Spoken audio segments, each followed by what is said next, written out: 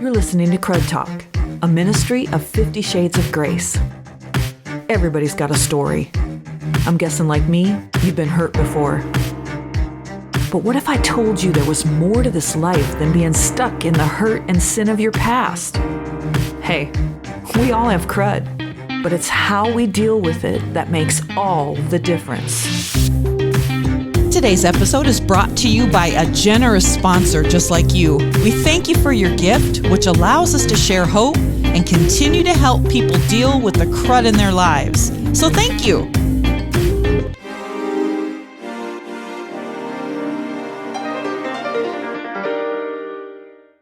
Welcome everybody to Crud Talk. My name is Sonya Bruner. Thanks for tuning in. So today is World Day Against Trafficking in Persons, every July 30th. You'll be hearing this tomorrow morning, most of you, when I post this podcast, but I'm going to talk about it as if it's today because it is truly today. Did you know over 40 million trafficked persons are being hurt globally? They're enslaved in some way. Sex trafficking is the most common form of trafficking in the United States. It's been said that there's over 70 million CSAM, I call it CSAM, files in 2019. So I want you all to get used to this acronym CSAM, C-S-A-M. It's Child Sexual Abuse Materials. Some people are calling sexual images and videos of kids child porn, child pornography. There is no such thing as child pornography. Pornography indicates a choice. Kids don't choose to have photos and videos taken while being sexually hurt and tortured. Don't say child pornography. It really hacks us off. Don't say it. 78% of these files are of children under the age of 12.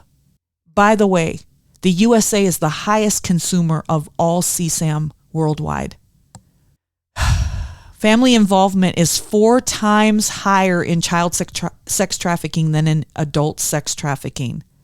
Let me say that again because you need to get your brain around that. Family involvement is 4 times higher in child sex trafficking than in adult sex trafficking. That means families are selling their children. They're allowing it to happen. I'm super thankful for the awareness that the movie Sound of Freedom has brought to the issue of child trafficking. There's been some criticism of it because there were some parts that they added to the story and it only depicted one type of trafficking, which is by abduction, and people said that that was irresponsible to victims. I've talked about this before, but let me say, I don't understand why anyone would whine and complain about a movie that is bringing awareness like we haven't seen ever before. It doesn't matter which form of trafficking was portrayed in that movie.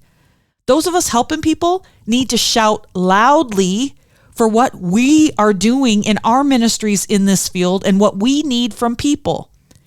People are begging me to tell them how they can help and where they can give. People want to know. The only ones complaining are jealous. Yep, I said it. And they should be ashamed of themselves. The point is to shout loudly for what we are for and share what we need to continue to help people in our ministries. Okay, enough said about that. There are different forms of human trafficking. I've talked about this for years. Forced labor, forced marriage, domestic servitude, sex trafficking, and organ harvesting. Many traffickers force their victims to commit crimes on their behalf. So if the arrest is made, if there's an arrest, it's the victim that goes to jail. That's very common. So let's talk about some signs of human trafficking. And y'all understand there's way more. I'm going to be giving you a lot of websites that I'll attach to this podcast because there's just so many great organizations that you can partner with. So some of the signs of human trafficking: controlled by another person. If you see somebody that's really highly controlled by another person, controlled in movement, like they're not allowed to go anywhere alone. They have no independence at all. Another indicator would be no earnings. Like they work, but they never have the money. Overly fearful or like almost depression or overly submissive, poor health and malnourished. That was me. I was very malnourished. Signs of physical abuse. That was also me. A lot of times victims will have no identification, no ID, no nothing, no driver's license, none of that. Substance abuse. That's prevalent. Lack of trust. They don't trust anybody. They're afraid to trust people. No personal belongings. They show signs of dependence, even love, and demonstrate like affection and attachment toward their abuser.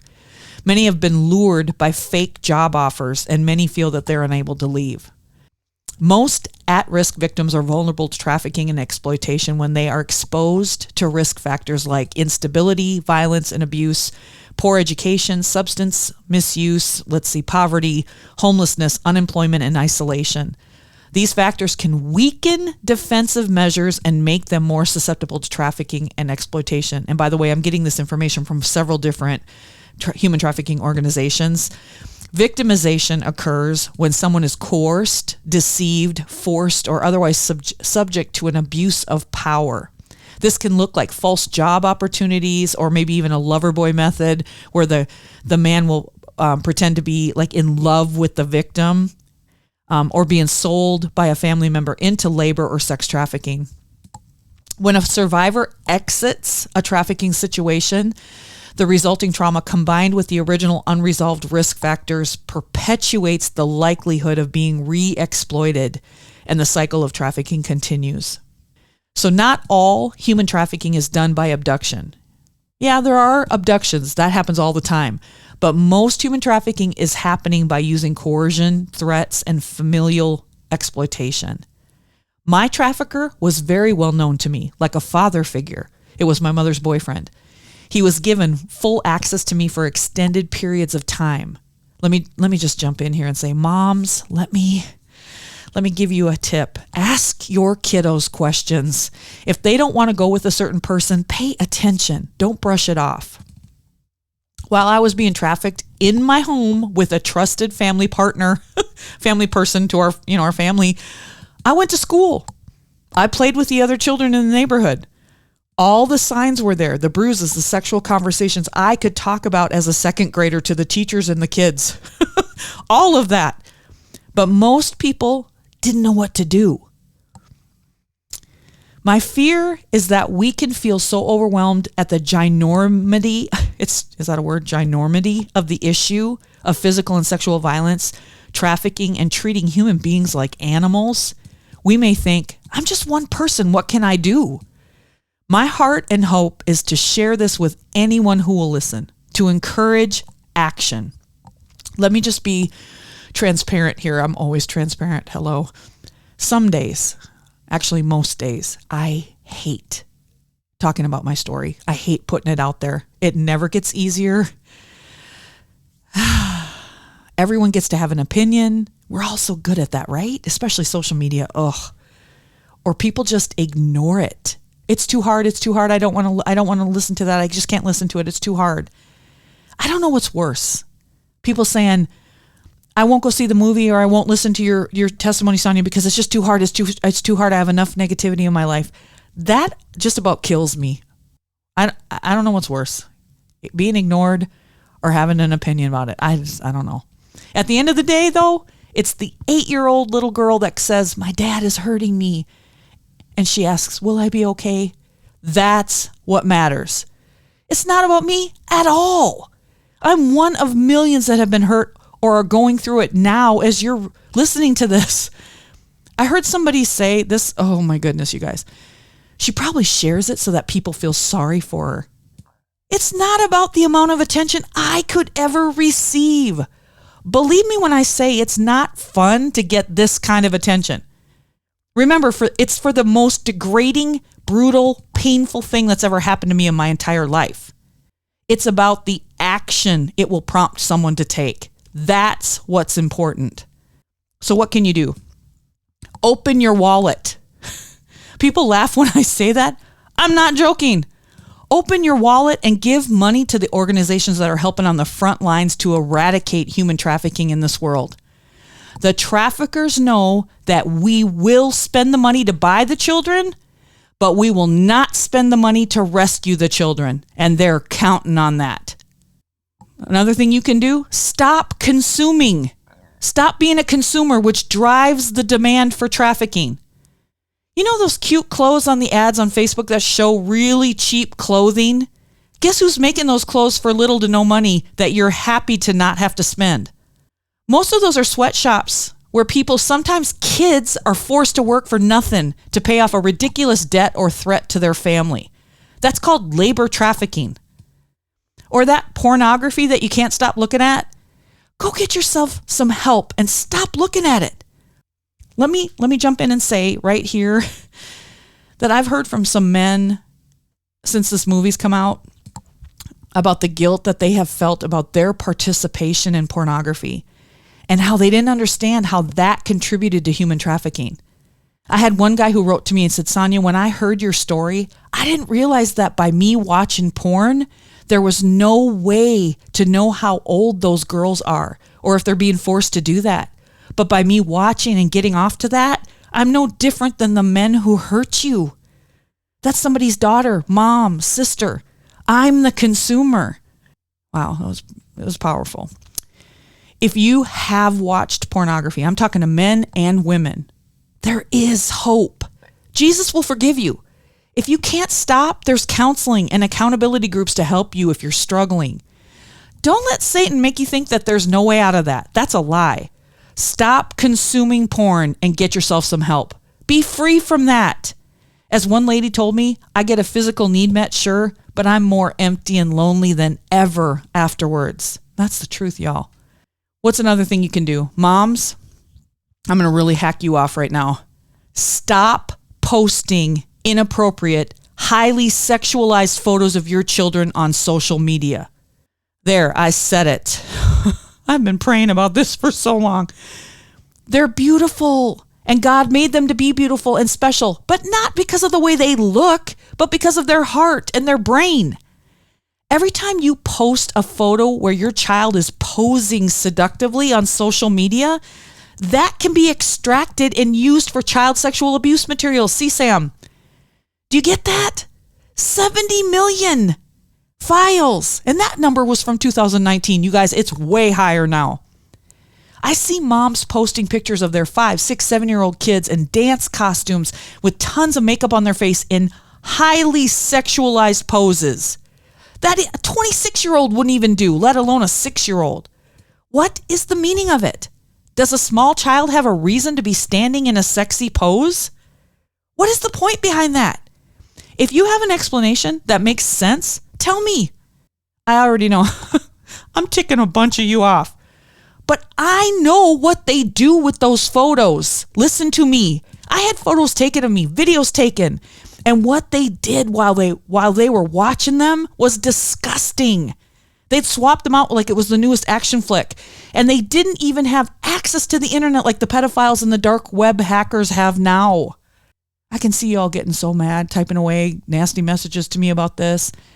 And I understand that nobody should be judged or looked at or hurt based on what they wear or don't wear, or what they look like or don't look like. But cut the crap. We live in a world where there are sick individuals, mostly in America, that are using that material for sexual pleasure and financial gain. And you are making that decision for your own children. They don't even get a say. You just keep posting away. I know you don't mean to, but if you put it on the internet, you have zero control over what others do with it. The only way to stop that is to not post those types of pictures. The reason we have slaves is because we have slave buyers. No consumers equals no slaves.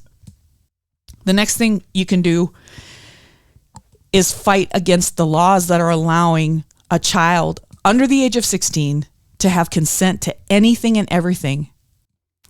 There's a man, the man who raped and tortured me and sold me to other men for sex can now stand tall and share his truth.